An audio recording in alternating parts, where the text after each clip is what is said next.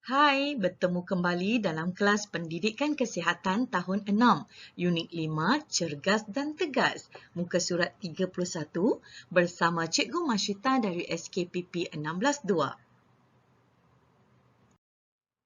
Standard kandungan 2.1 mengetahui pelbagai jenis emosi, kepentingan dan cara mengurus emosi untuk meningkatkan kesihatan mental dalam kehidupan harian.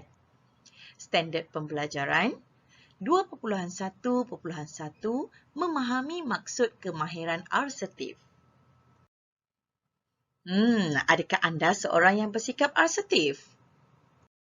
Perhatikan gambar, terdapat tiga kategori tingkah laku manusia, iaitu pasif, arsetif dan agresif. Yang manakah anda? Cikgu harap anda adalah seorang yang bersikap arsetif. Baik murid-murid, apakah itu tingkah laku arsetif?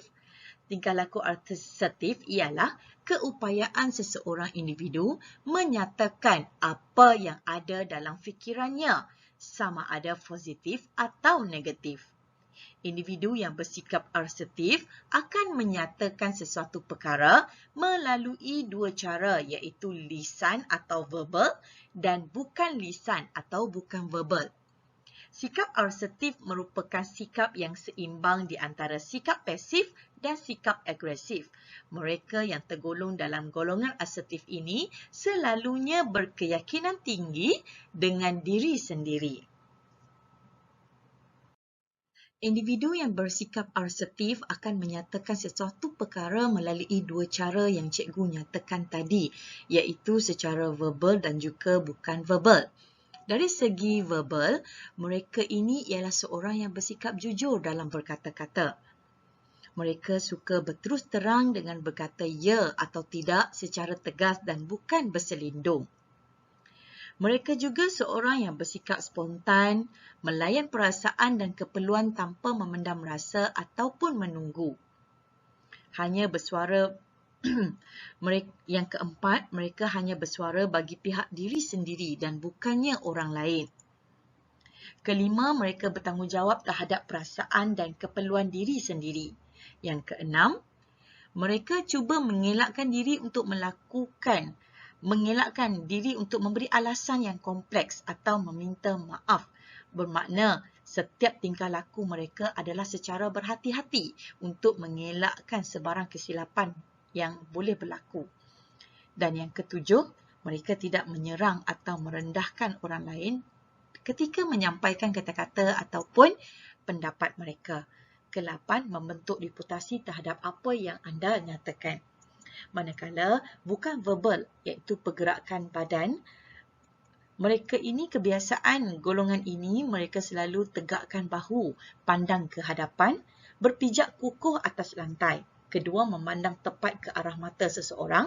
Ketiga, menggunakan bahasa tubuh secara arsetif ketika bercakap ataupun memberi pendapat. Jelas murid-murid? Sila rujuk buku teks muka surat 31, tajuk Bicara Hormat, Penampilan Hebat.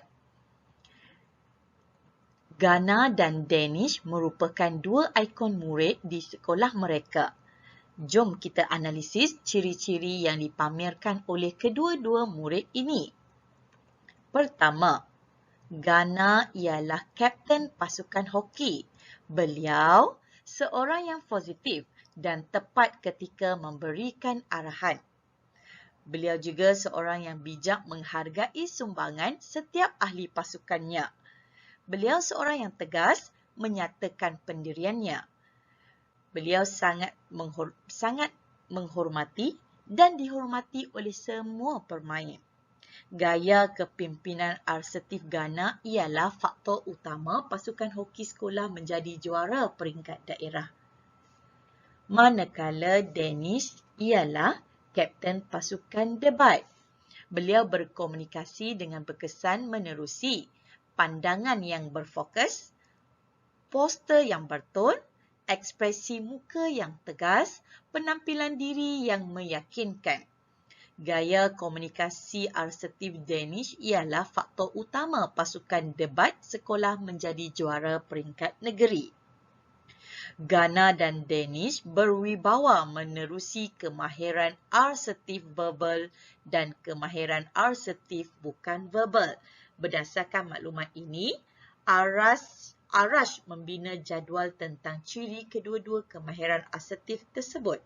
Perhatikan jadual kemahiran asertif verbal dan juga kemahiran asertif bukan verbal yang dimiliki oleh kedua-dua tokoh murid ini, iaitu Ghana dan Danish. Iaitu kemahiran asertif verbal, pertama, ketepatan bahasa lisan. Kedua, rentak bicara yang mereka utarakan ketika bercakap. Ketiga, nada suara ketika mereka bertutur. Manakala bukan verbal, pertama, hubungan mata ketika reaksi mereka bercakap. Kedua, postur badan. Dan ketiga, ekspresi wajah. Seterusnya, murid-murid. Subtopik seterusnya, sila rujuk muka surat 32 iaitu keputusan tepat tindakan berhemat. Dalam hubungan kita dengan ahli keluarga dan rakan, emosi banyak mempengaruhi cara kita berfikir dan bertindak. Kemahiran asertif dapat membantu kita membuat keputusan dengan bijak. Tingkah laku akan terkawal menerusi tindakan-tindakan yang cermat. Kesannya, kita akan saling menghormati antara satu sama lain. Rajah di bawah menunjukkan kepentingan kemahiran asertif dalam 3 situasi asas pengurusan emosi. Yang pertama, kebolehan meluahkan perasaan. Sebenarnya, saya suka awak. Saya juga suka awak sebagai kawan. Bagaimana awak meluahkan perasaan suka kepada kawan anda? Kedua, kebolehan menyatakan pendapat secara terbuka. Ayuh, kita anjurkan program bersama anak-anak yatim. Bagus tu, jadikan ini sebagai projek pengangkap. Saya kurang setujulah. Elok rasanya kalau program ini melibatkan semua rakan kelas. Baik murid-murid, situasi ini ialah perbualan di antara beberapa orang murid tentang aktiviti yang hendak mereka lakukan. Mereka memberi pendapat tentang aktiviti ini dengan secara terbuka. Seterusnya, yang ketiga, kebolehan mempertahankan hak individu. Hapuskan buli. Kita berhak untuk hidup dengan aman. Baik, subtopik seterusnya, sila rujuk muka surat 33, murid asertif sekolah positif. Tingkah laku asertif bukan kurniaan semula jadi. Sebaliknya, kemahiran ini perlu dibina. Kemahiran asertif mantap apabila kamu bijak mengaplikasikannya mengikut situasi emosi yang dihadapi. Arash berjaya memperoleh maklumat mengenai asas membina dan mengaplikasi kemahiran asertif seperti yang berikut. Asas membina kemahiran asertif. Pertama, nyatakan apa yang kamu lihat. Kedua, luahkan apa yang kamu rasa. Ketiga, katakan apa yang kamu mahu. Keempat, elakkan konflik demi keselamatan diri. Seterusnya, asas mengaplikasi kemahiran asertif. Pertama, kenal pasti cara pengurusan emosi kita. Adakah kita jenis yang akan berhadapan untuk menyelesaikan masalah atau malu untuk menghadapinya? Kedua, biasakan diri untuk mengatakan tidak dengan tertib tetapi berkesan. Ketiga, dengar pendapat orang lain. Empat, yakin kepada kebolehan diri untuk melakukan perkara yang dikehendaki. Gunakan ungkapan seperti saya yakin, saya boleh, saya mampu. Kelima, pertimbangkan hak diri sendiri. Pada masa yang sama, terima hakikat bahawa orang lain juga mempunyai hak mereka sendiri. Keenam, elakkan daripada terlalu menekan diri. Perubahan tingkah laku memerlukan masa. Dan yang ketujuh, elakkan tingkah laku agresif. kita tidak akan sentiasa dapat apa yang kita mahu, tetapi perkara ini adalah biasa dalam kehidupan manusia. Jelas murid-murid? Masalah tingkah laku remaja merujuk kepada tingkah laku yang boleh mendatangkan masalah kepada keluarga dan masyarakat serta merupakan gangguan terhadap hak asasi manusia. Keganasan adalah tindakan agresif yang boleh membawa kepada sesuatu tindakan di luar batasan terhadap orang lain atau haiwan seperti mencederakan atau memukul secara fizikal dan mental. Ia juga termasuk tindakan yang merosakkan atau memusnahkan harta benda seseorang atau milik awam. Keganasan di kalangan remaja seringkali dikaitkan dengan kejadian buli, gangsterisme, vandalisme. Salah satu faktor yang menyumbang ke arah masalah tingkah laku remaja adalah kesukaran mengawal kemarahan. 3 cara yang boleh dilakukan iaitu meluahkan perasaan marah, menahan perasaan marah dan menenangkan diri. Bagaimana anda meluahkan perasaan marah?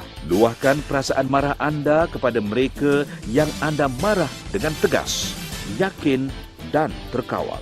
Sekiranya anda tidak mampu berbuat demikian, luahkan perasaan anda kepada mereka yang anda percayai boleh membantu atau luahkan dalam bentuk tulisan, lukisan dan aktiviti konstruktif yang berfaedah. Bagaimana untuk menenangkan diri anda? Anda boleh menenangkan diri dengan mengawal perilaku dalaman dan luaran seperti tarik nafas panjang perlahan-lahan dan lepaskan. Perlahan atau hentikan pergerakan anda supaya kadar degupan jantung dapat diturunkan. Senyum dan rilekskan otot-otot anda.